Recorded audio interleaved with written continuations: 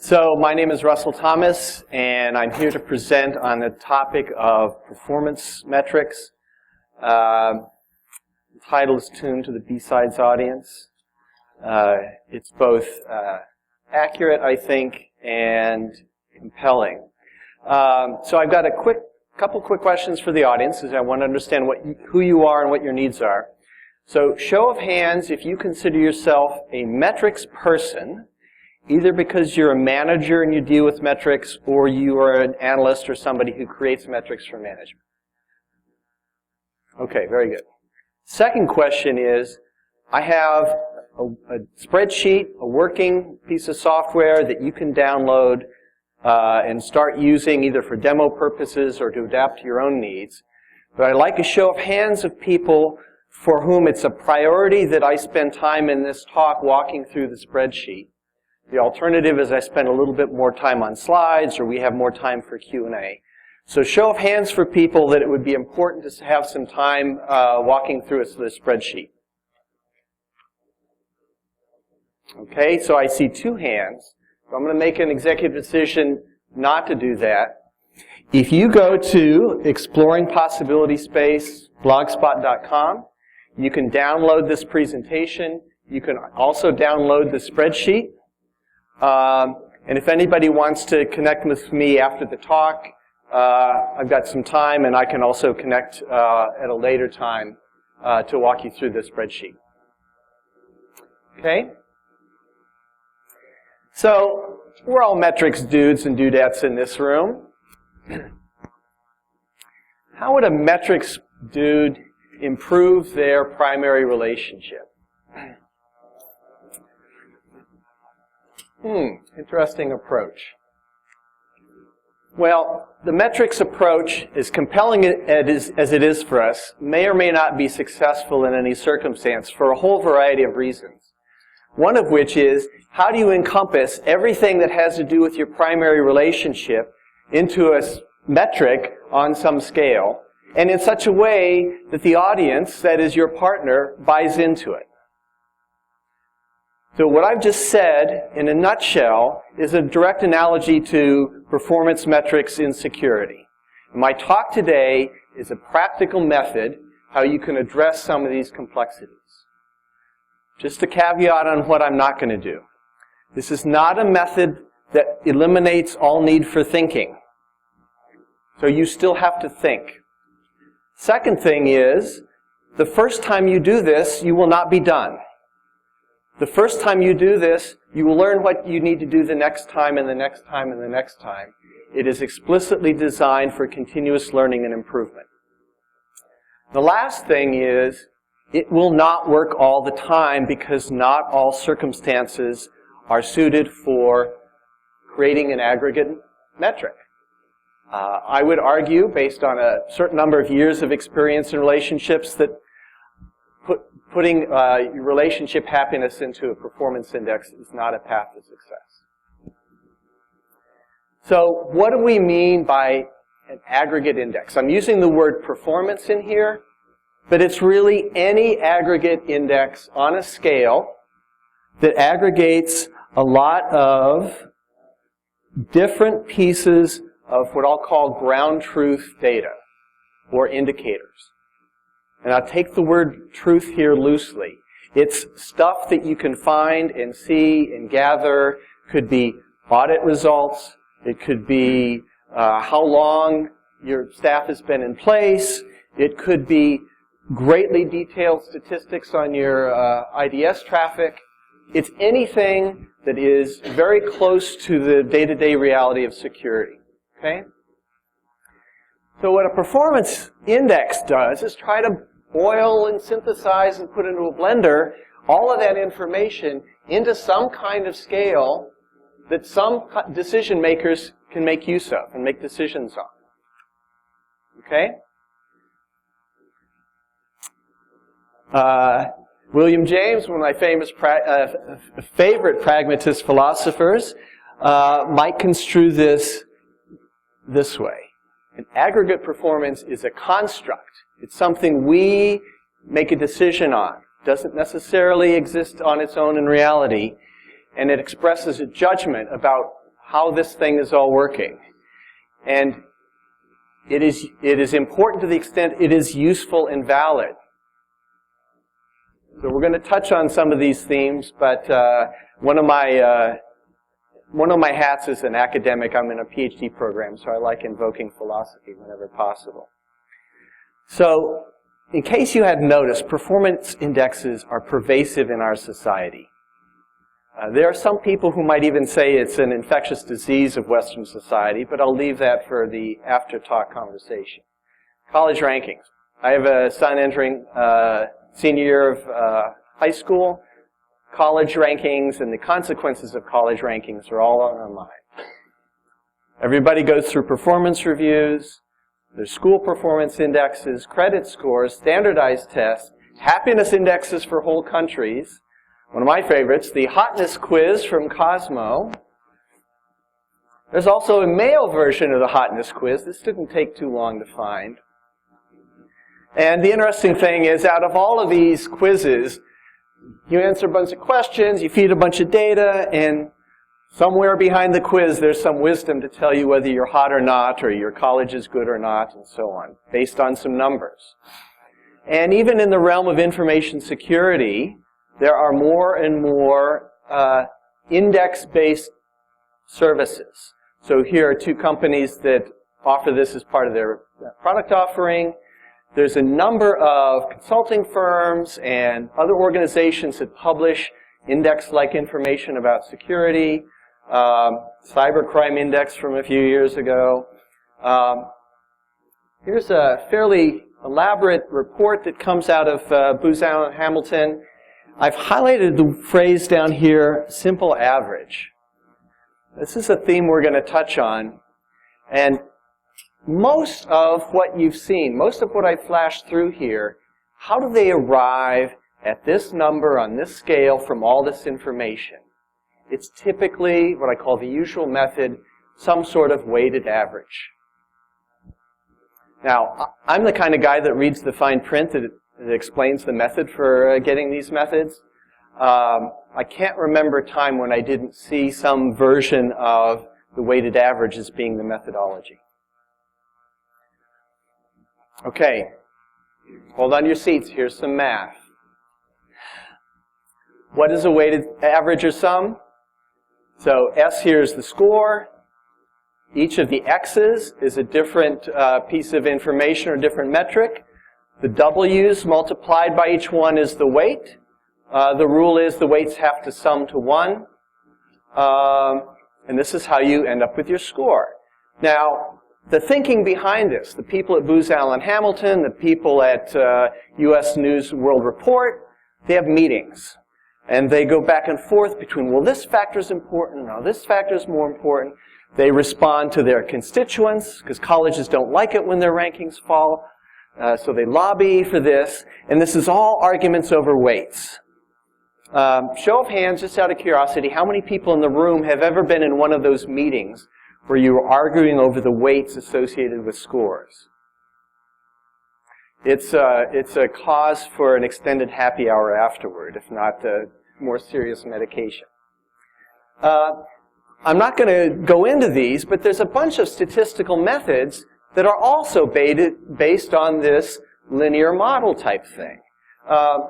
Many of these modeling approaches have amazing applications and an amazing power, but the simple underlying truth behind them is they're all starting with this linear weighted sort of approach.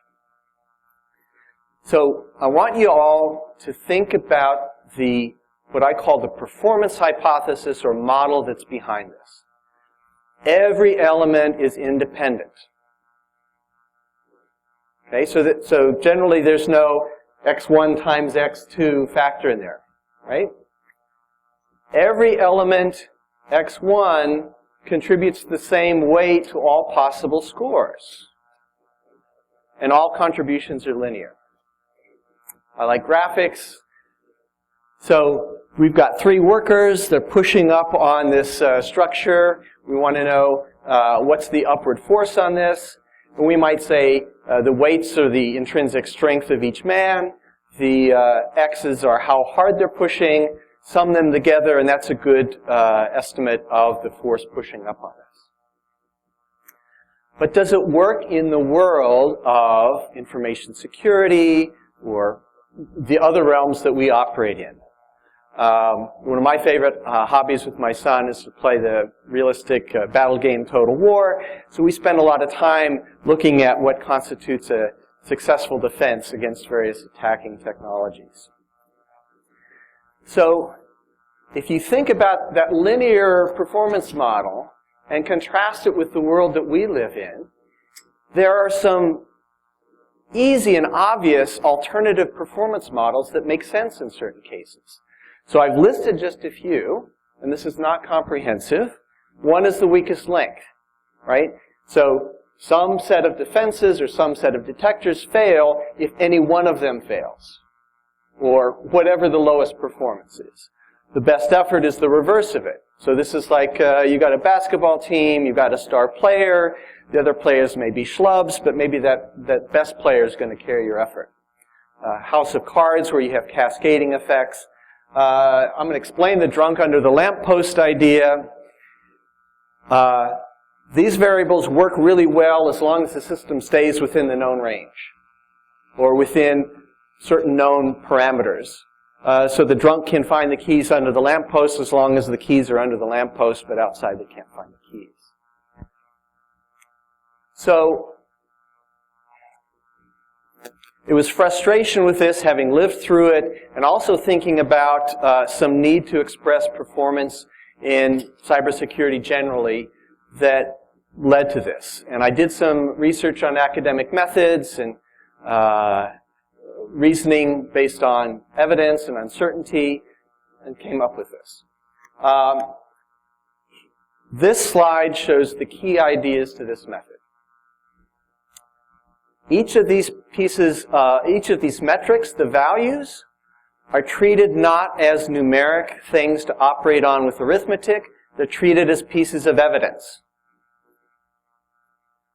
You put them together to estimate the weight of evidence for every value in your performance index.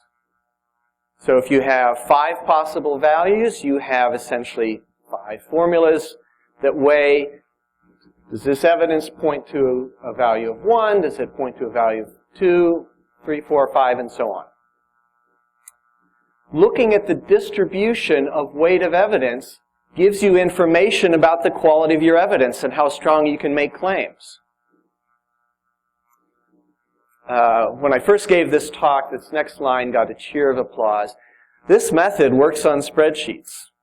You don't have to learn R. In fact, I started doing a demo in R, and it was actually more complicated to do in R than on a spreadsheet. Our corporations are populated with people who are skilled in spreadsheets. Your executives will feel comfortable if it's in a spreadsheet. So there's a lot going on, at least there's a lot going on that I'll walk you through. There's nothing about it that requires higher math. And I'm not going to talk about this aspect, but I do believe that this method can work in a machine learning or big data environment if you want to tune and refine your performance hypothesis based on more detailed analysis. So with brazen lack of humility, I've labeled this a Thomas scoring system. Why? I get no money from this. I got no fancy hairdo. I got no tattoos. I got no piercings. This is my personal branding. So it's available Creative Commons, attribution, share alike. And I've made the spreadsheet available, which is documented, and you can free to use and edit that. So I like diagrams. If we think of the scope of things that the usual method can solve, the Thomas scoring system can do that and more. On the blog site, I've got a sort of tutorial blog post about this, and I do a replication where I say, here's how you do the weighted sum method if you really wanted to. So I prove that it can replicate it, and it can do a lot more. So now I'm going to go through some of the key concepts of the output you get relative to some of the inputs, and then I'll walk you through sort of a simplified demo. So we're using the mathematics of probability to express degrees of belief around each score value. So put aside in your mind probability associated with experiments, or what percentage of people in this room are over this height. This has nothing to do with experimentation or frequentist statistics. We're using the tools of probability from a mathematical standpoint to express degrees of belief. So if I have complete belief that the value of this performance index is 3, this is what the graph would look like. All of my evidence is on 3, it goes up to 1, and there's no weight of evidence on any other. So that's how you interpret that. And by the way, in the weighted method, if you come up with a score of 3, this is what it communicates. Okay? More complicated. What if I know for sure it is not 3, but I have no reason for choosing among the others? This is what it would look like. There's no way to express that point of view or that belief system with the usual method. This is a uniform distribution. Maximum entropy is the fancy term. This is, I have no belief in any alternative or any other, or equal belief. So there's a dual interpretation here. John Maynard Keynes, some of you know from Keynesian economics. Many people don't know he did pioneering work in using probability as expressing degrees of belief or weight of evidence. Some of you may have heard of Bayesian updating. The method we're using today can be viewed as a manual method of Bayesian updating. But the advantage of it is you don't have to go through the statistical mechanisms of estimating all of these and doing the Bayesian update procedure. But it is essentially compatible with this from a mathematical standpoint. Okay, so here's a toy demonstration of how this might work. So over on the left-hand side, let's say this is my pile of possible evidence. These are different metrics taking on different values. And to start out with, before I have allocated them, I have no belief over any values, so my default is this uniform distribution. Okay?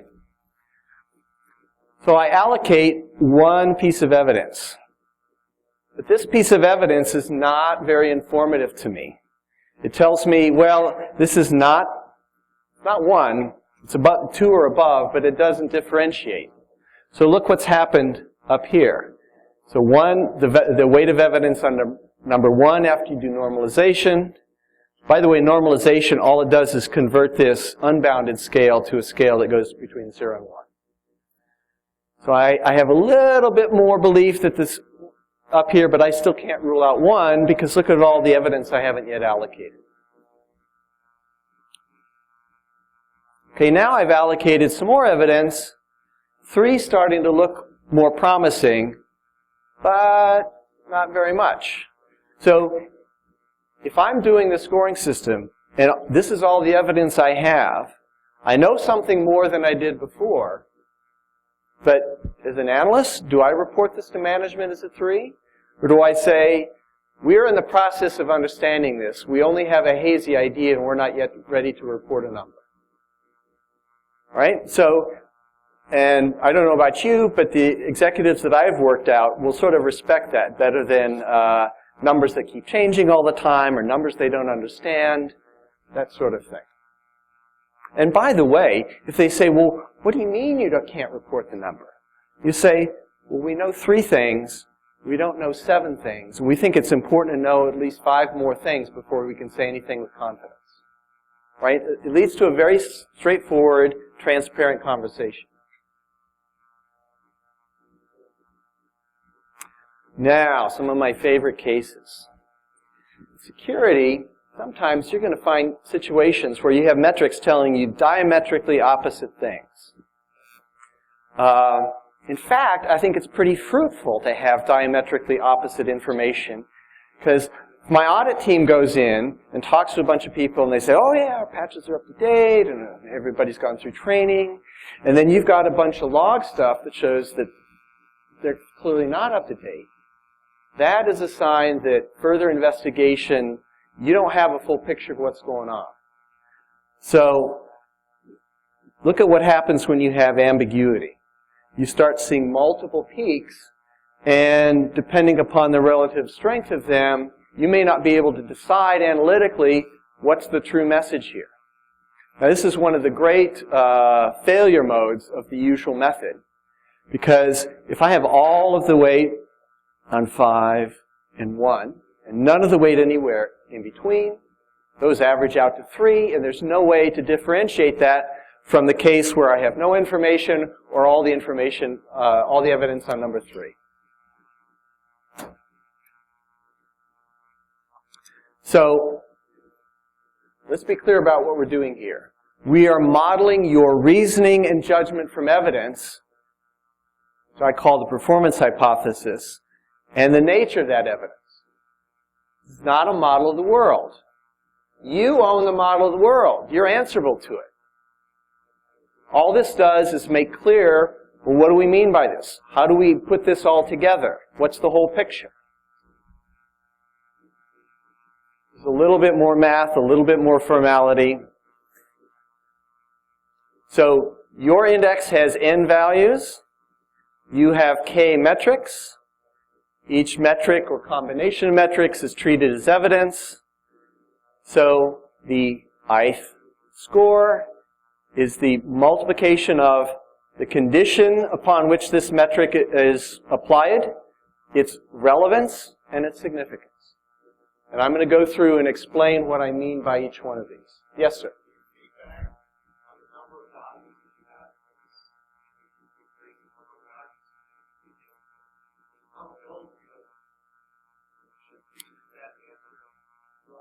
That is a superb question. Did everybody hear his question? The question is, do you feed back the number of metrics that you have? Because as you increase them, that changes the probability, right? Let's go back here.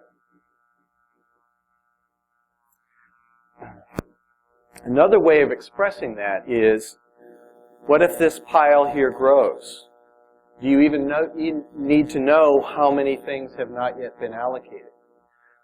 One of the important, less understood features of this method, this is a no free lunch method, is you need to make some allocation for that which you have not yet measured, that which you have not yet assessed. And there are many academic books written on, well, how do you get your arms around that, and how do you estimate it, how do you bound it. In practice, there's no better way to do it other than sort of the logical process of a framework. So I've published a 10-dimension performance framework. NIST has a cybersecurity framework. To me, the value of frameworks, it helps define you the universe in which you are operating. And then subdividing that universe, and you can start saying, how much do we know about this piece? How much do we know about this piece? How much do we know about the interrelations? If you go through that process logically, I think you can come up with an estimate of this. And there's another way to do it, which is, remember I mentioned that learning cycle before? All of us will start out with a very crude and probably a bad model. Right? We start out with what we have, we put it together, we look at the results and say, crap, I can't use that. And then you send your staff off, I need metrics on this, we need to start measuring that. And you start putting those together. Well, some of those things are going to be really informative. Right? When I was working with our firewall team, and I'm trying to understand our response time on implementing firewall requests, staff turnover was not first on my list of things to look at. Eventually we got to the point where it was like the most important thing to look at. So through an iterative process of trying to evaluate the evidence, seeing its implications, going back to the process, you're learning more and more about what you know, what you don't know, the impact of what you know, and hopefully you start throwing away metrics which are redundant and not informative. Okay.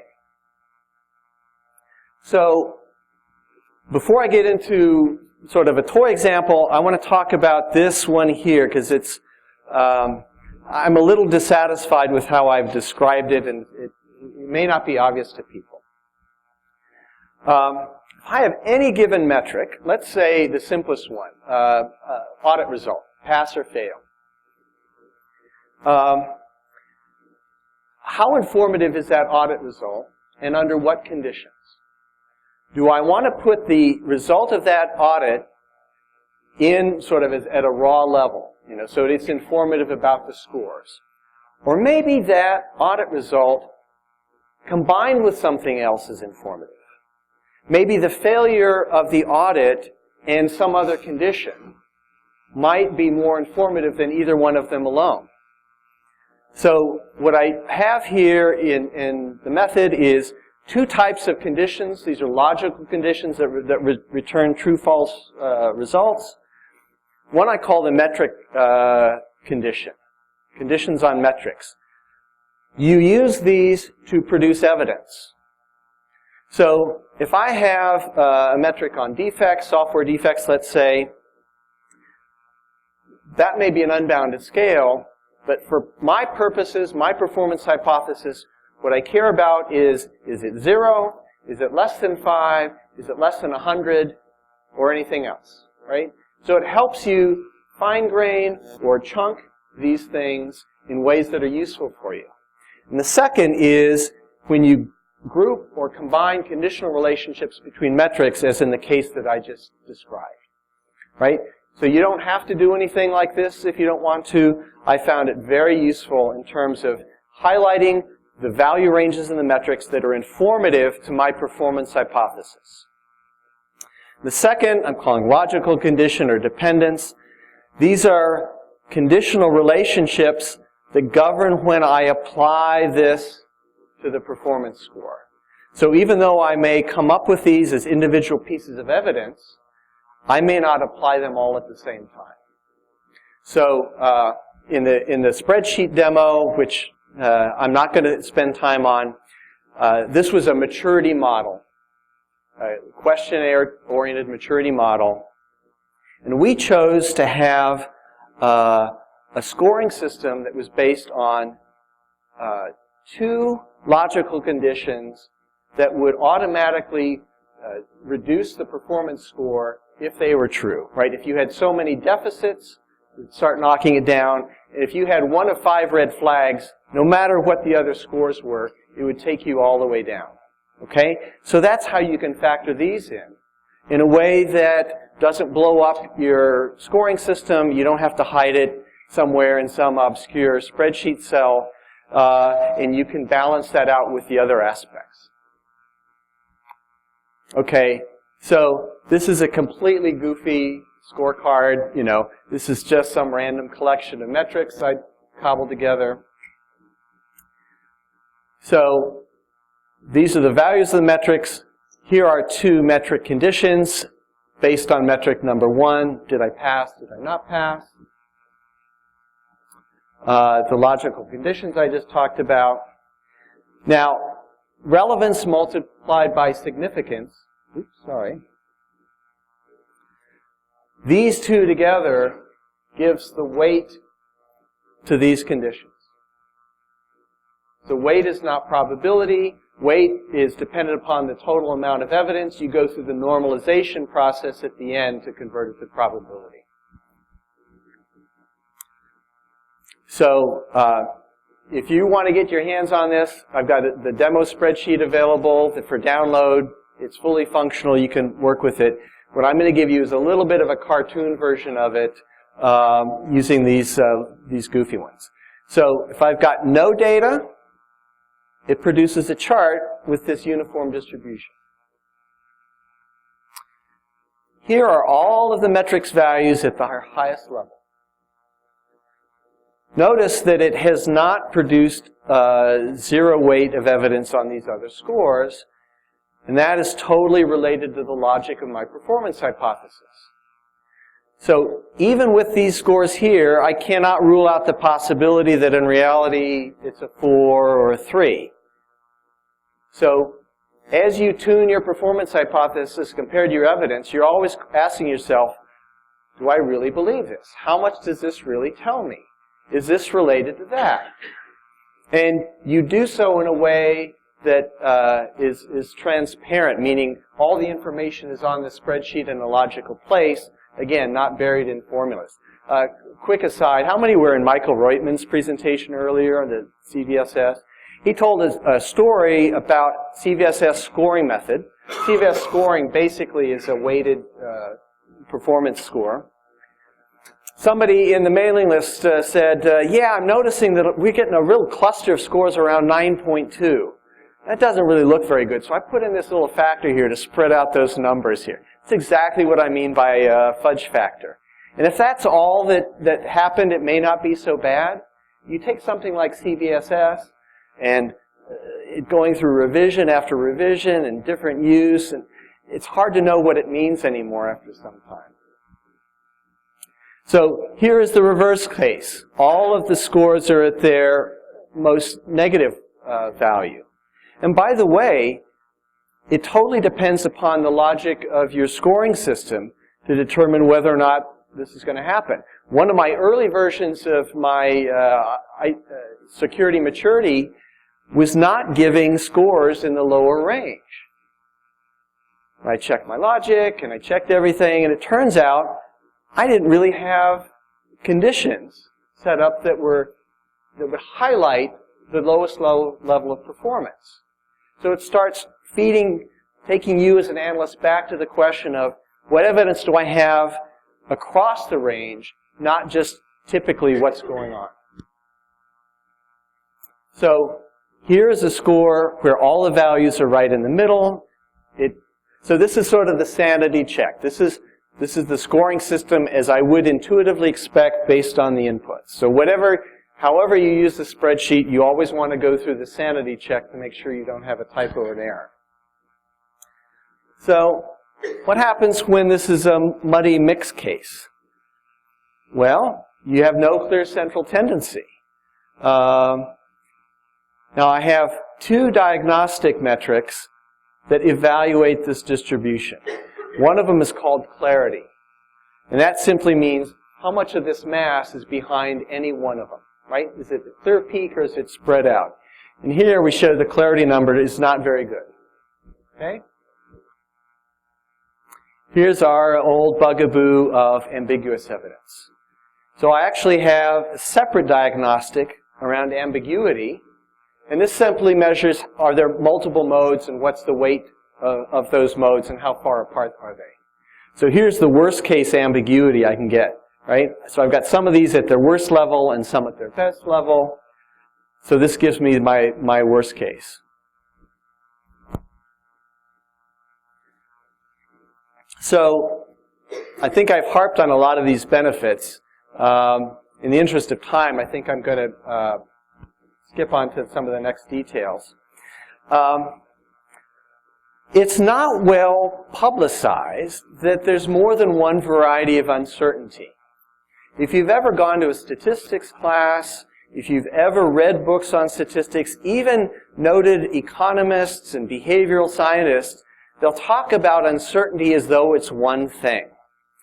There's some interesting work. One of my favorite authors is Smithson. He talks about a whole tree. I like to think of it as sort of a tropical rainforest of gnarly, nasty varieties of uncertainty, and some of them are listed here. The usual method can deal with some of these somewhat well.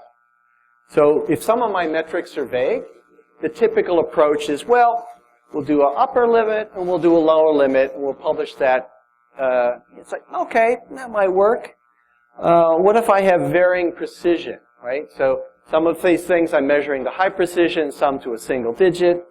I probably still have to use the min-max approach.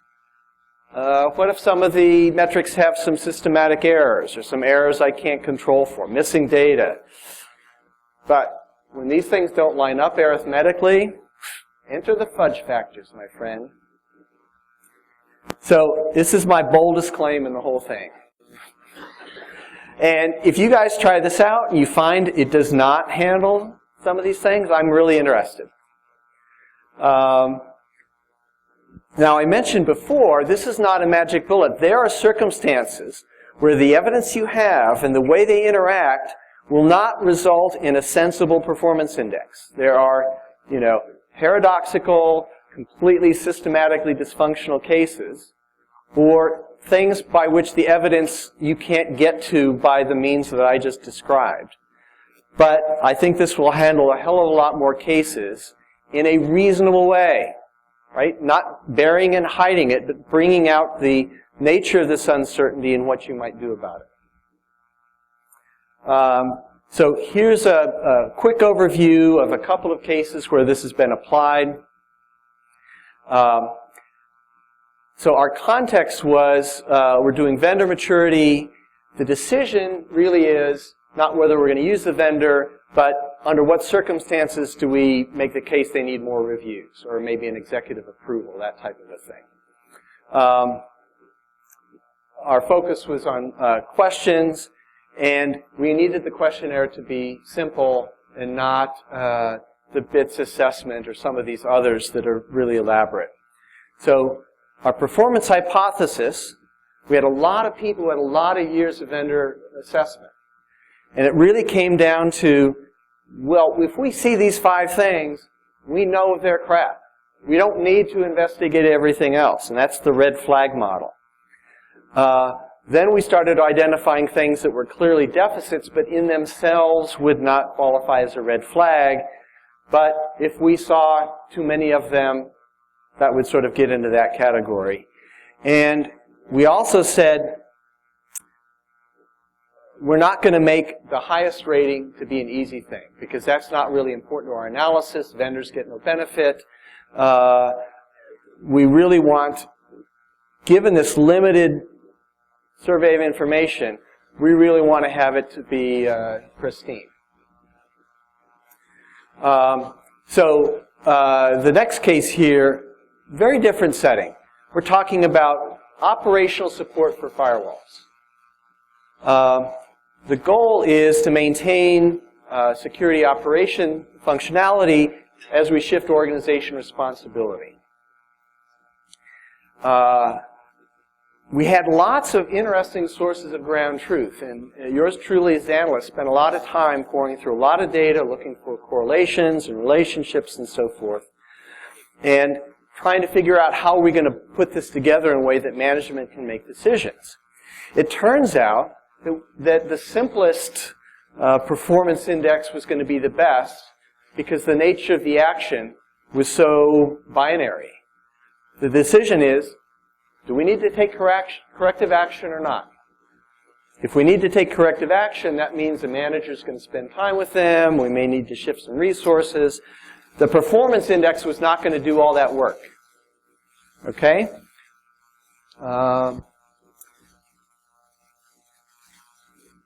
So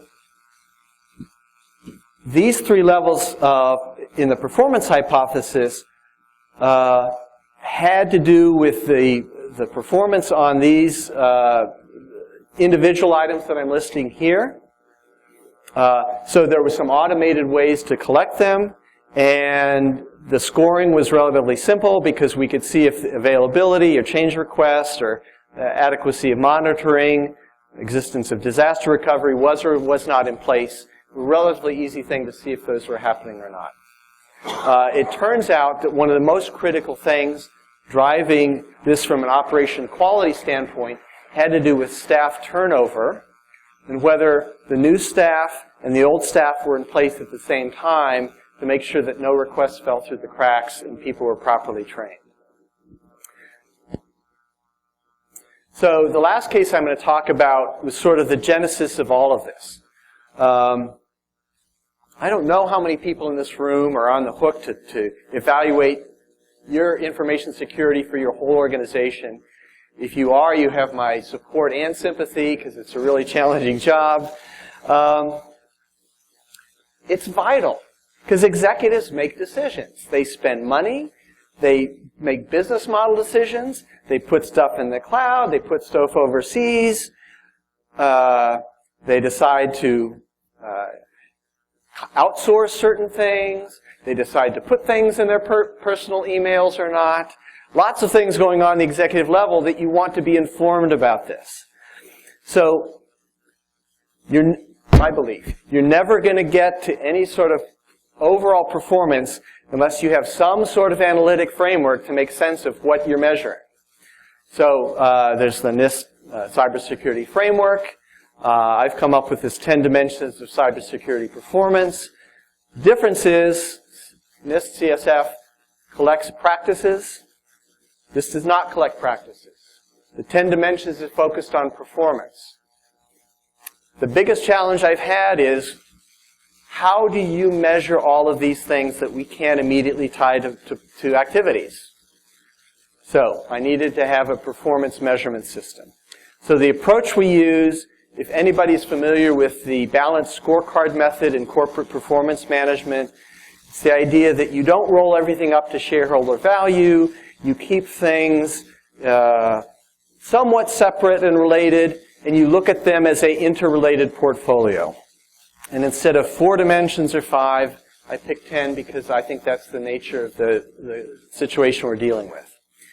So each dimension has its own performance hypothesis or sets, and they need to be thought through based on the nature of your business and how you sit in the information ecosystem.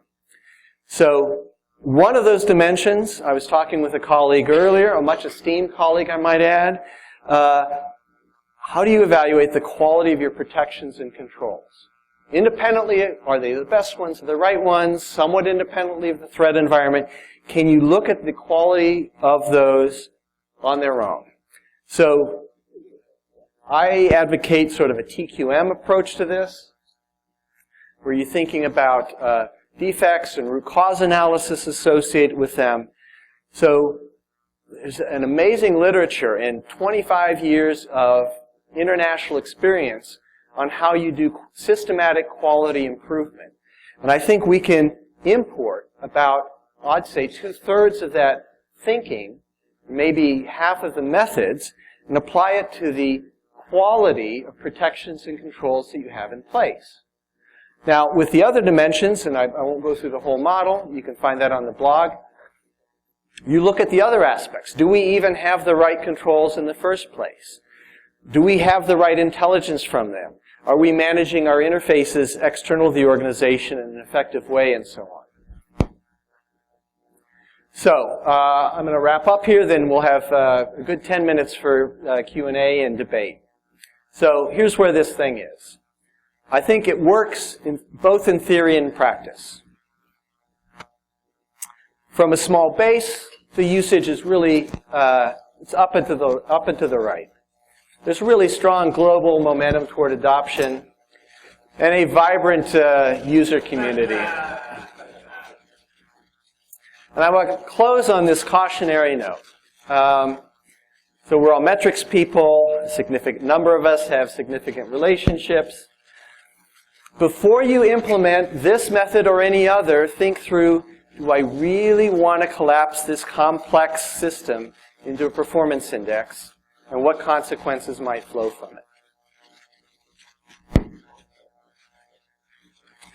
So here's my contact information. Feel free to email me, Mr. Meritology on Twitter. There's the blog link. So we've got about, how many more minutes, sir? 13? Yeah, great.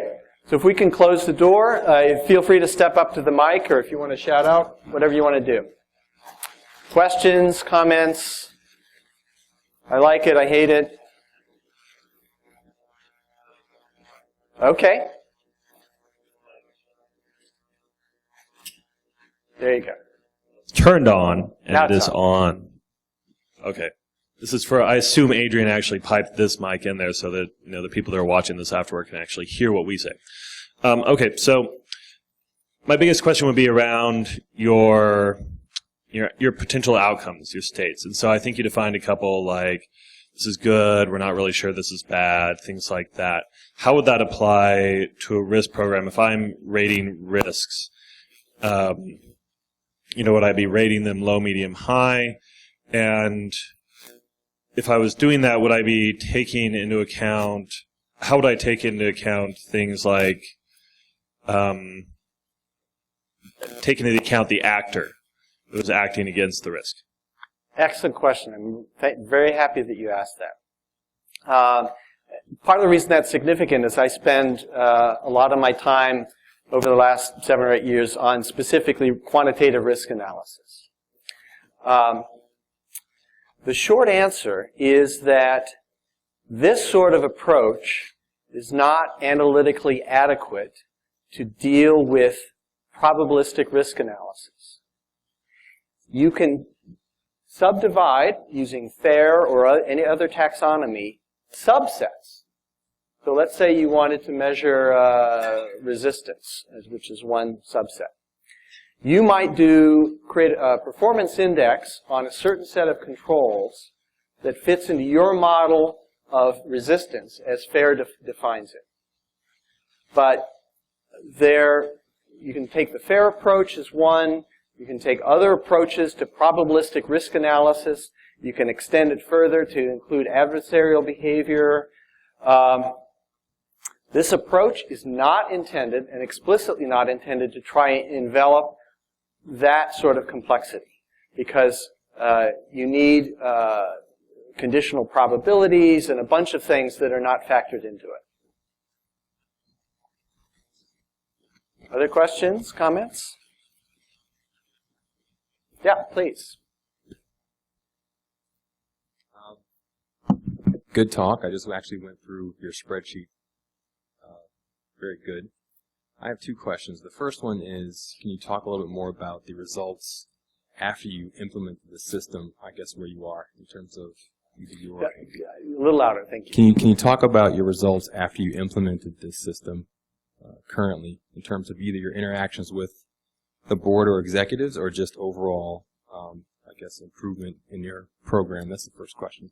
The second question is, I see that you're also in the financial vertical, as I am also, and a lot of times they want to know, aside from these metrics that are really good, which is how do we compare to our neighbors, right? So this is great, but what about so-and-so? How are we compared to them? So for example, when I went through your spreadsheet, I ran everything, and I got this score, elite, average, above average. Question I can see my management asking is, okay, well, who's elite? Like, how do we compare to them? Very good questions. For reasons you might imagine, I can't go very far in describing what my employer does or doesn't do and the consequences. What I can say is a couple generalities. First generality is this has been implemented and tested in some operational settings first. This is not being yet implemented, to my knowledge, at the board level. So this is aimed at sort of smaller problems. I personally believe it will work with the chief risk officer presenting to a board, but we don't have a use case of that. And my particular role, I'm focused on much more narrow data science type stuff. So your second question is, well, how do we compare? This is a vital issue for all of us analysts to understand, because this is what's going on in the minds of the people that you're trying to influence. Right? You're giving them information to support decisions, but they're also thinking about, well, I hear this from my guy, but what about this other guy? And so much of executive decision making is talking with and comparing notes with what their peer companies do. Sometimes their peer company looks like them. Sometimes their peer company is Netflix, or whoever their favorite CIO is, or you know the routine. Much of what falls under the umbrella of compliance, risk, audit in financial services and many other things is designed explicitly to make that cross-organization comparison effective. Yet in doing so, it squeezes all the juice out of it, in my opinion. Until this becomes more widespread in adoption, sometime before I die, I would love to see some significant fraction of companies adopting this 10-dimension framework. If they adopt these performance dimensions by some definition, they should be able to compare performance indexes between them.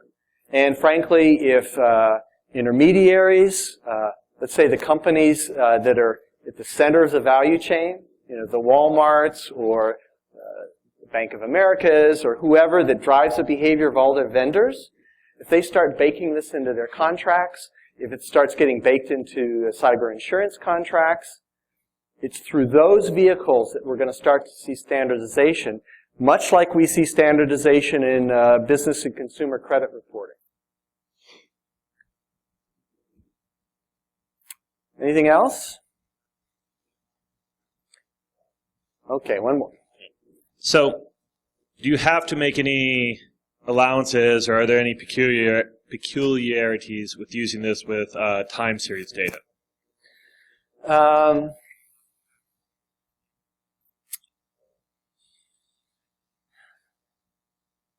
So there's time series data, there's two flavors of it. There's time series data for which the metric values themselves change every month or every week or something.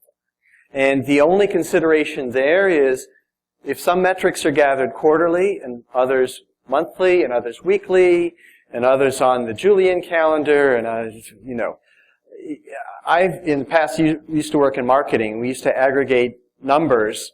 Some were over quarters and some were over fiscal years, and you have this alignment problem. So the pragmatics of alignment and how fast things change, and is a metric lagging or is it synchronous? Those can be accounted for in your performance hypothesis as you account for the relative reliability of each one. And you might even have multiple metrics to account for the fact that this one only updates quarterly. You might have a cruder metric that updates more frequently. Okay. A more subtle problem in time series is things that only unfold in patterns of time. So time to discover a new incident or breach, or time to discover a new vulnerability, or time to close a firewall request. We had a debate in Michael's session about whether mean time to close was a useful metric. Is it the 90th percentile? Is it the change between them? That is fruitful ground for further investigation. So my advice, and this is how this scoring system is different. Start with whatever simple thing seems obvious or nobody's going to argue with or you can't think of anything better. Use it, and you might find some opportunity to improve upon it. And eventually, after the second or third or fourth iteration, you might have a diagnostic. You might actually have a machine learning program operating on that time series to detect anomalies in the time series, and that's your metric. So if you heard of the phrase control charts in TQM, control charts are nothing more than a simple method for determining whether the process is governed by a normal distribution or not. Because if it's not governed by a normal distribution, you have to do other things until it is. And once it's governed by a normal distribution, then you can focus on average values and you can improve those average values systematically. So time series stuff is important. There's some trickiness. There's also plenty of room for opportunity there.